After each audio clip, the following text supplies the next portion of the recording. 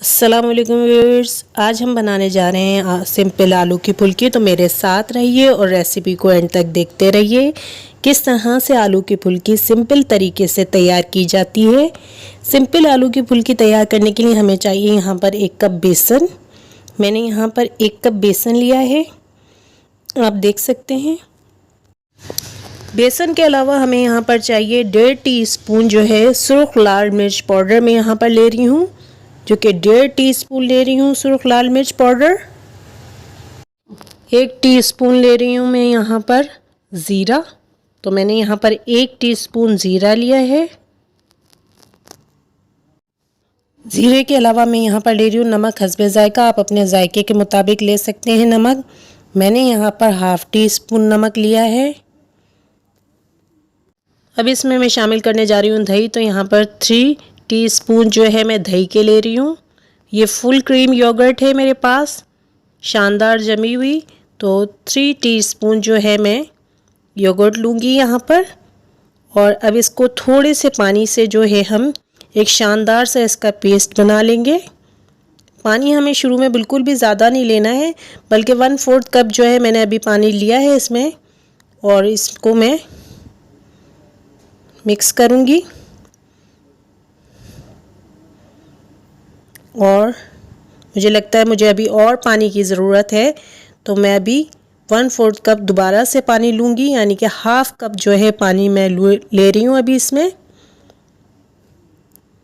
थोड़ा सा पानी और डाल लेते हैं। तो 1/2 कप पानी मैं अब तक इसमें डाल चुकी हूँ। इसे अच्छी तरह मिक्स करना है, अच्छी तरह इसे फेंट लेना है, बल्कि बहुत शानदार तरीके से। जितना बेहतर फिटा हुआ होगा उतना ही बेहतरीन टेस्ट देंगी हमारी फुल्कियाँ। तो यहाँ पर हमने शानदार तरीके से इसे फेंट लिया है। आप देख सकते हैं कितना गाढ़ा है ये बैटर। तो हम इसे रेस्ट के लिए रख देंगे, तकरीबन 2 घंटे जो है मैं इसे रेस्ट के लिए रख दूँगी नॉर्मल टेम्परेचर पर।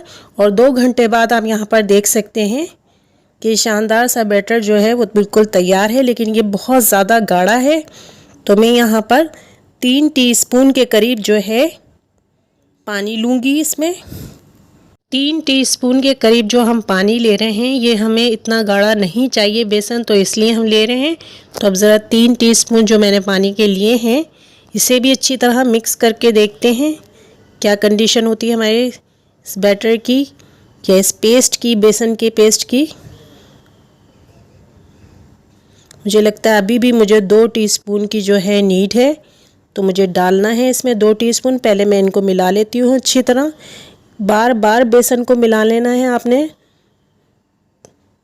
ताकि शानदार टेस्ट दें हमारी फुल्कियाँ। तो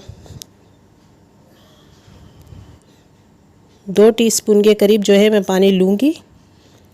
ऑलरेडी 1 टीस्पून इसमें गिर चुका है, 1 मेरे हाथ में है। तो इसे अच्छी तरह मिला लेते हैं, साइडों से भी साफ़ कर लेंगे। जितना इसे फेंटेंगे उतना ही इसमें टेस्ट होगा, इसे फेंटना है। एक बड़े साइज़ का जो है मैंने यहाँ पर आलू छीला हुआ है, और इसको मैं रिंग शेप में कट करूँगी। आप देख सकते हैं एक बड़े साइज़ का आलू है मेरे पास, और इसके रिंग जो है मैं कट करूँगी इस तरह से। ये ऊपर का हिस्सा हटा देते हैं और बाकी का कट करते हैं।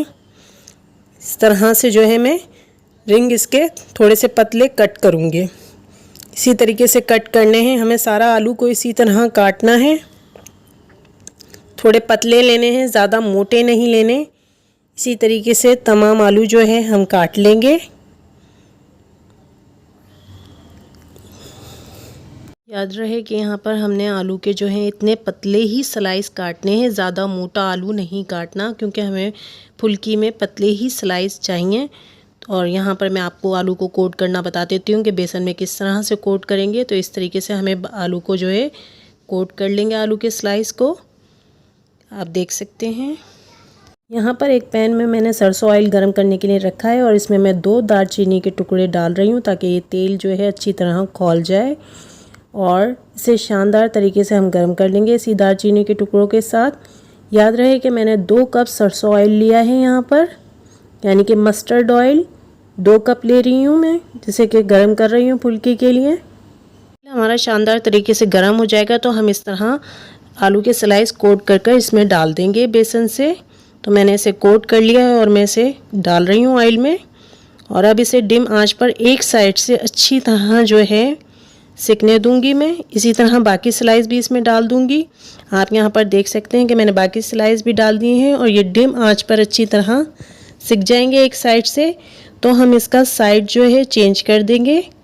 तो अभी इसे एक साइड से अच्छी तरह सिक जाने देते हैं। जब तक ये एक साइड से अच्छी तरह नहीं सिक जाते उस वक्त तक हम इसे बिल्कुल भी इसका साइड चेंज नहीं करेंगे। तो हम इसे सिक जाने देते हैं। और यहाँ पर ये एक साइड से सिक चुके हैं तो हम इस तरह से इसका चिमटे से जो है साइड पलट देंगे। यानी कि अब दूसरे साइड से हम इसे थोड़ी देर के लिए सिकने देंगे ताकि ये अच्छी तरह सिक जाए। इस तरह की जले भी नहीं और शानदार तरीके से सिक कर भी तैयार हो जाएं, ये भी ख्याल रखना है हमें। हमारी आलू की फुल्की जो है वो शानदार तरीके से बिल्कुल सिक चुकी हैं, दोनों साइड से शानदार तरीके से सिक चुकी हैं। तो मैं एक प्लेट में टिश्यू पेपर रखूँगी और इन्हें उस टिश्यू पेपर पर निकाल लूँगी। इस तरह से इस टिश्यू पेपर पर निकाल लेंगे तो चिमटे की मदद से हम इसके ऑयल को अच्छी तरह झाड़ लेंगे, यानी कि ऑयल के कतरे टपक जाएंगे। तो ही हम इसे प्लेट में रखेंगे सर्व करने के लिए। और यहाँ पर हमने तमाम जो है सर्व करने के लिए एक प्लेट में निकाल ली हैं। तो शानदार आलू की फुल्की बिल्कुल तैयार है, जो कि इंतहाई सिंपल रेसिपी से बनाई गई हैं। आप इसे केचप के साथ, चटनी के साथ ट्राई कर सकते हैं। उम्मीद है आपको हमारी रेसिपी पसंद आई होगी। अगर आपको हमारी रेसिपी आलू की फुल्की की पसंद आई है तो इसे लाइक कीजिए, शेयर कीजिए और कमेंट्स में अपनी राय का इजहार ज़रूर कीजिए। शानदार आलू की फुल्की आपके सामने तैयार हैं, जो कि बहुत ही सिंपल वे में बनाई गई हैं। Thanks for watching. Thank you.